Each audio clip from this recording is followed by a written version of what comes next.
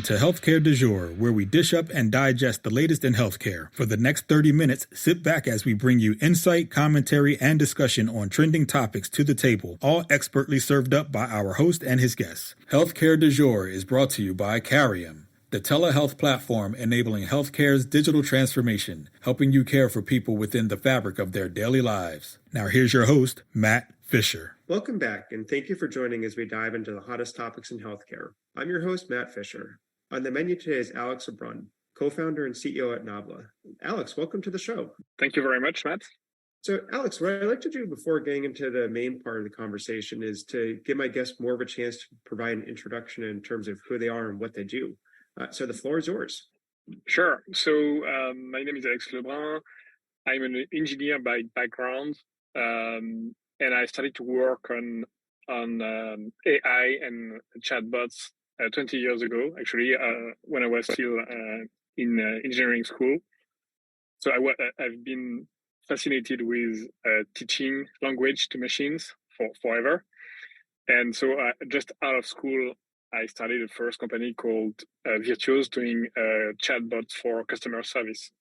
So we started this company in France, then we moved to California. And in 2010, we sold this company to Nuance Communications. After that, I started a second startup called Wit.ai, which is really a Siri as a service. So it's an API that makes it very easy for developers to build devices or software that can understand a natural language. And this company was acquired by Facebook in 2015. So after that, I had a chance to, at Facebook, to work for 4 years with the best scientists in the world in conversational AI at Facebook AI Research in Menlo Park. And 3 years ago, I left Facebook with a few people to apply what we had learned to healthcare. So this is how we came to healthcare. Actually, I've been really interested in healthcare forever. As an engineer, you saw so many things that you can optimize. It's very it's a temptation to go to healthcare, but I also knew that go-to-market is very difficult. Bringing change is very difficult. So I was not confident enough to go to healthcare for my first startup. But after 2 startups and some, we had some investors, very good engineers willing to join. And so I thought, okay, this is the right time now to handle big problems in healthcare. Yeah, so I know you were just saying that you've had long-term interest in healthcare, and it was I think you said you didn't want to jump into it with your first startup, but kind of what was the spur that made you decide after the 2 companies that you mentioned that now was the time to get into healthcare? Because again, I think so many things can be optimized.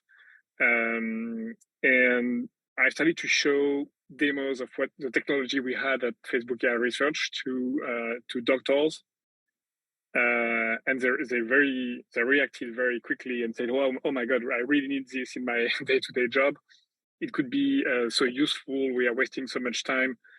And so showing these AI stuff that for us were just normal things to hospitals and doctors was the trigger, and we realized, okay, we should really take this in the real world, these technologies to the real world. It's very difficult to apply technology, especially in the healthcare industry, for many reasons, but we thought it was a good challenge, and that because we had good support from investors and a very good team, we could take this challenge.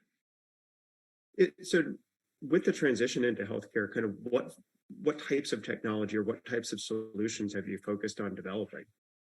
So we focused on understanding conversations between doctors and patients, and based on what we understand, be useful and try to, it's typically doctors spend up to 40-50% of their time doing some administrative work, clinical notes, following up with patients, updating the EHR, and all these things. If you really understand well what's going on in a conversation and what the data from a patient record, we are able to do these things automatically. And so this is what we call conversational AI. the ability to understand the conversation between two human people, and then based on this, do some automation, do some actions in the real world. Yeah, so you kind of just talked about or mentioned conversational AI, and you had mentioned that you're also working on that in previous companies. So, what is conversational AI in reality, or kind of what's from a technical standpoint, what is it and how does it work? So, I'd say 80% of conversational AI is actually building chatbots. You know, when you try to remove a human from a conversation and put a machine instead, like in the Turing test, and so the origin of conversational AI is as old as AI because Turing in 1950 defined AI as the ability to fake a human in a conversation, to have a machine talk to you, chat with you, and you don't realize it's a machine. So this problem of trying to pretend to be a human in a conversation is like a foundational problem of AI, and conversational AI was initially about that. But after in my case, after many years doing that, I realized that in many situations, it's not a good idea to try to replace a human. You don't want to replace a human. There is some components like empathy or common sense that you don't want to remove. And why can we use the technologies of conversational AI not to remove a human from the loop, but to augment this human? And in our case, to augment the doctor, to give them superpowers. So because we understand what's going on, we can help the doctor be much more efficient and remove the pains that they have every day, instead of trying to replace them. So it's really the same technology, but the goal is very different. We are not trying to remove the human from the loop. We are trying to assist the human in the loop. And it took me 10 years to understand that, okay, focusing on removing the human from the loop is not a good idea. It's not possible in many cases, but even if it were, we still want, patients expect the empathy, the human in front of them, looking at them and so on. So it took me some time to realize that the problem was not to replace the doctor, but actually to help them. So if you're focused on helping, or as you said, augmenting the doctor, what does that actually look like in practice? So in practice, it's like a plug, it's like a plugin that listens to consultations. We don't store the audio, but we capture the audio, turn it into text, then turn this text into clinical documentation, referral letters, structured EHR updates. And so all these things that typically doctors, in a 10-minute consultation, they would spend maybe 4 or 5 minutes doing this at the end. We are just doing them in real time as the doctor is speaking with the patient. So it removes a lot of work that is not, they should focus on care, not on doing this like administrative task. And then we extend that to following up with patients. So for instance, if a doctor tells you, okay, in 2 weeks, I will send you this prescription, or in 2 weeks, you should feel better, things like that. We understand that, and we can automatically follow up with the patient 2 weeks later, sending a text, for instance, because we know that it was an action. It was the action plan that the doctor talked about during the consultation. And then we are teaching new tasks, new skills to this. We call it the co-pilot. So the pilot is a doctor. It's an AI co-pilot, and we add new skills to our co-pilot. Every time a user tells us, okay, I'm doing this is ridiculous. For instance, I'm receiving lots of documents in my email, like patients are sending me, and I need to open the email, understand which patient it is, download the file and put it in the right place in the EHR. Okay, we can. This is something we can automate. We will do it. So we are teaching new skills to this co-pilot every day. Yeah. So I guess before diving into that part, what challenges did you experience, or how has the technology evolved to allow it to just listen to that natural conversation between the doctor and the patient, and then be able to translate that into structured data? Yeah, it's interesting because we've been trying to do that for 20, not me, but some people have been trying to do that for 50 years almost. So it's really like a old grail. And recently, well, since 2012, technologies have evolved very quickly owing to deep learning. So there are two problems. The first problem is to turn speech into text. So really the transcription of speech into text. And this is, so IBM started to work on that in the 60s. So it's a very, very old problem. And it started to work well, I'd say less than 5-6 years ago, owing to deep learning. And up to recently, it was still bad, if there is a noisy environment or if you use very specific medical terms, it won't recognize these terms. And so this is a big problem for using this in healthcare, of course. And so the last advances in this have been brought like 6 months ago by new models like Whisper, which was released by OpenAI. And so the last 10 years, I've seen a very, very quick acceleration in this ability to turn speech into text with very high quality. And then once you get the text, you've done just 50% of the way. You need to turn this text, which is just the raw transcript of the consultation, into structured data like EHR update or clinical notes in an ICD-10 normalization, structured in a FHIR compatible format, things like that. And so again, we were able to do most of the work, and the large language models like GPT-3 and others that have been released these last 3 years have really enabled us to do the final 20% that was blocking us. And so again, very, very recent progress has been key to reach a level of performance that can match physicians' expectations finally.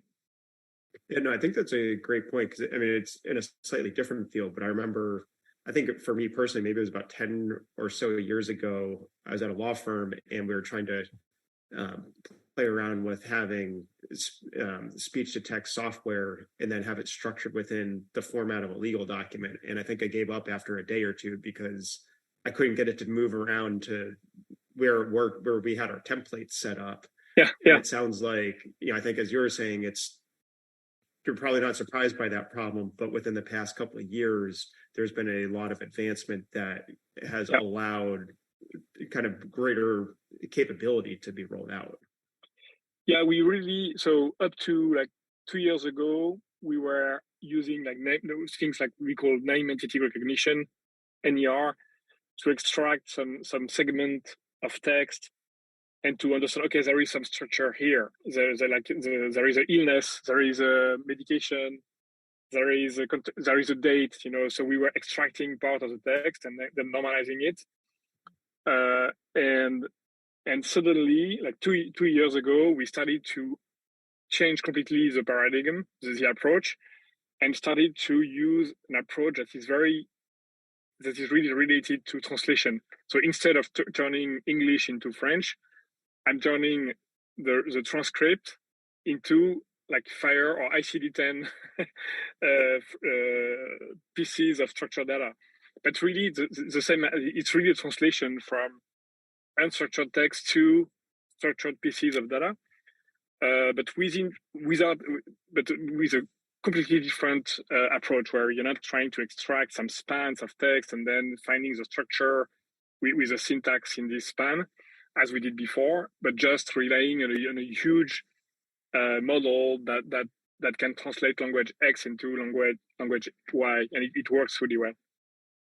Yeah, no, it sounds very fascinating. I think you said kind of that recognition that you need to shift the approach, or kind of shift the development background to it. But for those of you just joining, I'm talking with Alex Lebrun of Nabla, and we've been talking a lot about speech to text and conversational AI. And Alex, I kind of want to just pick your brain a little bit about something you mentioned where, I think you said it was GPT-3, which I think, hopefully I'm getting it correct, but kind of the more public facing way people refer to it is probably Chat GPT. What is that type of technology and why is it drawing so much fascination right now? So yeah, there is a lot to say and a lot of wrong things being said about ChatGPT in these days.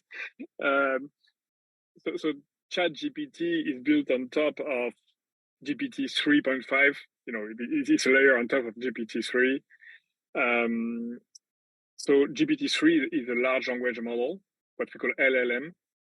And the foundation of this is very, very simple. It's very simple. We trained these machines to guess the next word, basically the next token, or we could say the next word. So you are reading a text and suddenly you stop and the machine must guess the next word. So I'm going to swim in the, and then I stop a swimming pool. You have to guess swimming pool tomorrow and then so on. So it's very easy. So we like huge pieces of text to train these things. It's very easy because any text can work to train it. You stop at random places in the text and the machine should guess the next word, and then you know what is the next word, and then you correct the machine.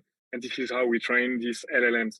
So the foundation is very, very simple. Just predict the next word or the next token. And then what's amazing is that it is so large that if you ask a question, just by completing the next word, the first word of the answer, and then the next one, and so on, it will actually answer your question, or well, pretend to answer your question. And so GPT-3 or any large language model works like that.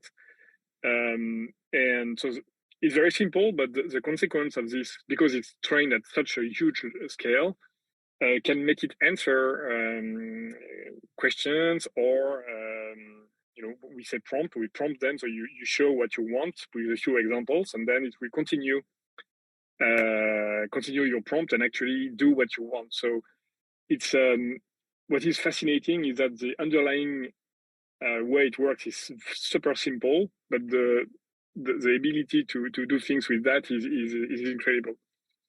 And so this is one of the things we use today to understand, to synthesize the conversation, to structure, to add structure to unstructured data. By showing examples of how to map an unstructured piece of text into a structured piece of information, which is like, for instance, the EHR update. And we show a few examples of that, and then given a new transcript, we can get very interesting results. There are also many issues that like hallucinations, so you have to fix many things, but I'm just talking about the happy path when it works.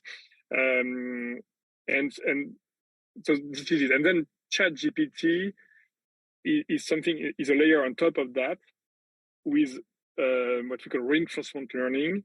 So many humans, so we add a model on top of that to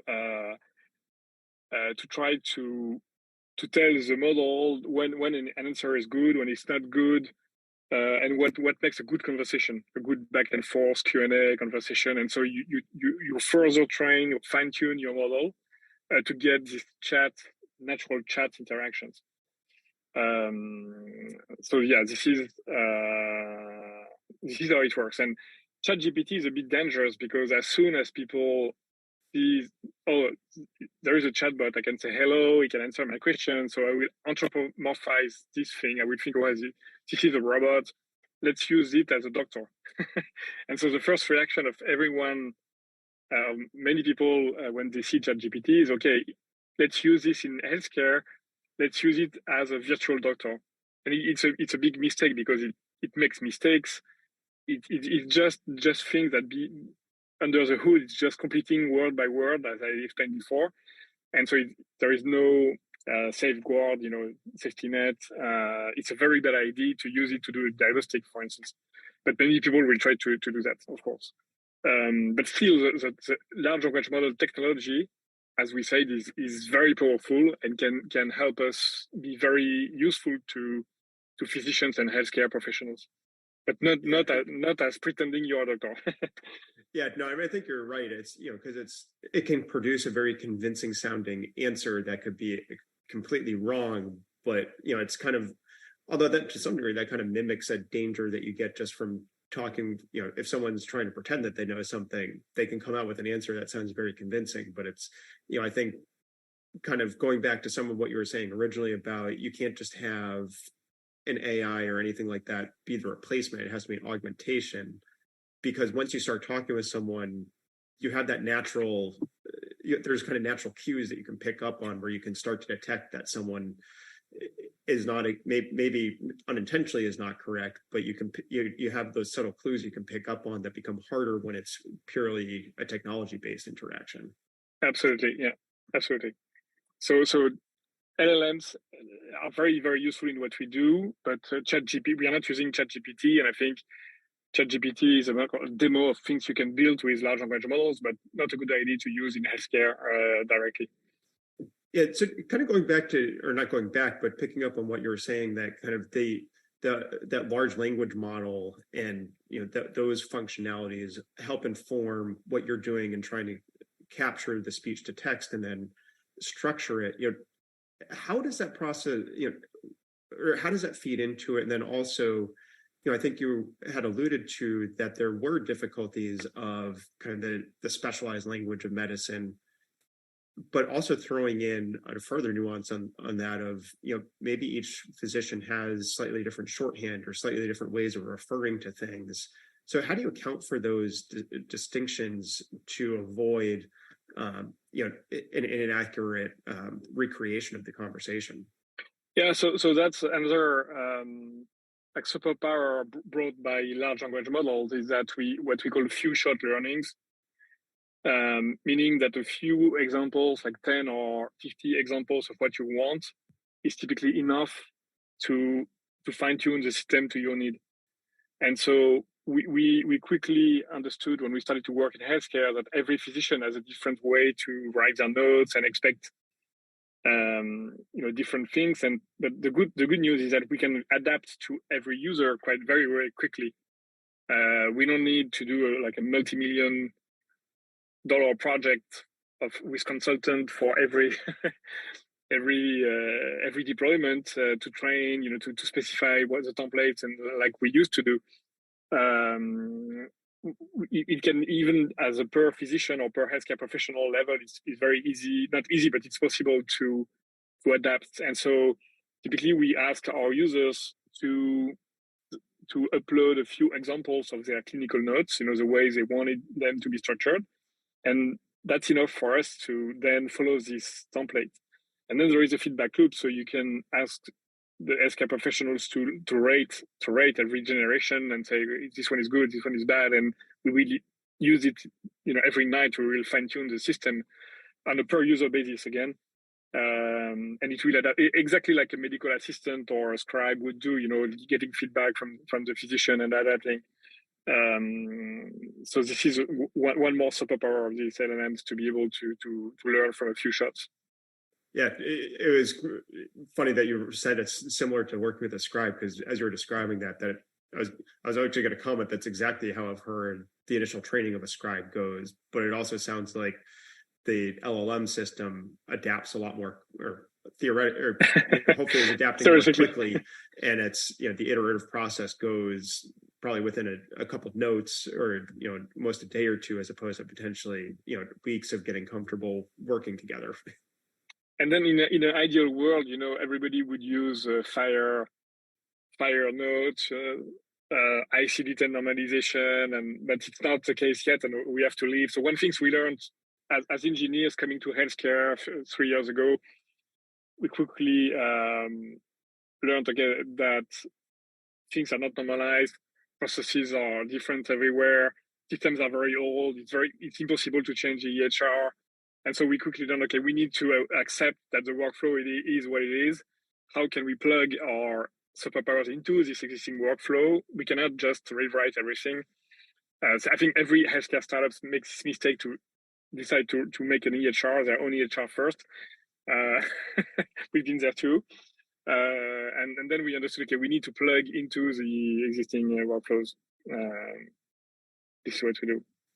Yeah, no, I think that's a very astute observation that it's, if you come in expecting to be able to just rip stuff out and wholly replace it, you're going to run into a lot of resistance. But if you can come in and identify where gaps are and help to fill those gaps to enable the existing systems to work more seamlessly or more efficiently, it's more likely you've increased your odds of being able to gain acceptance and adoption. Yeah, exactly. And again, go to market is the hardest part, I think, for health tech companies. And so you need to start from there, and and then from this, and then define, okay, what should be my product, and not the other way around. Start with the product, and then think about how will I insert this product into their workflow. So we are a big believer at Nabla of API first approaches, where we expose very clean APIs and software development kits, and so that our customers can, without changing their platforms, their EHR, whatever they use to care with their patient, to use our superpowers into their existing product through API codes. So we have this API first approach.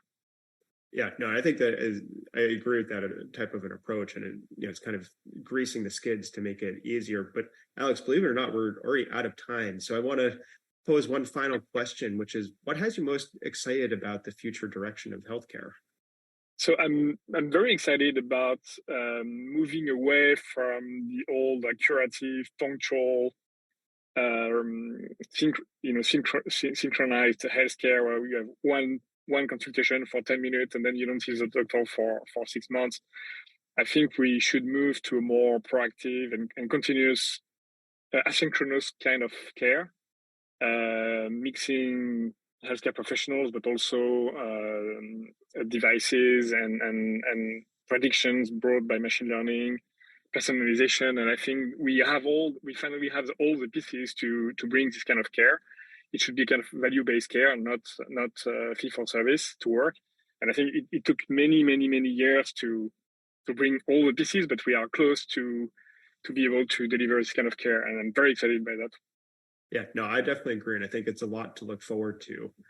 But as I mentioned, we are already out of time. So I want to thank my guest, Alex Lebrun, for a great conversation today. Thank you. And thank you to everyone listening. Keep the dialogue going and connect with me at #HCDEJURE. I'm Matt Fisher. Until next time.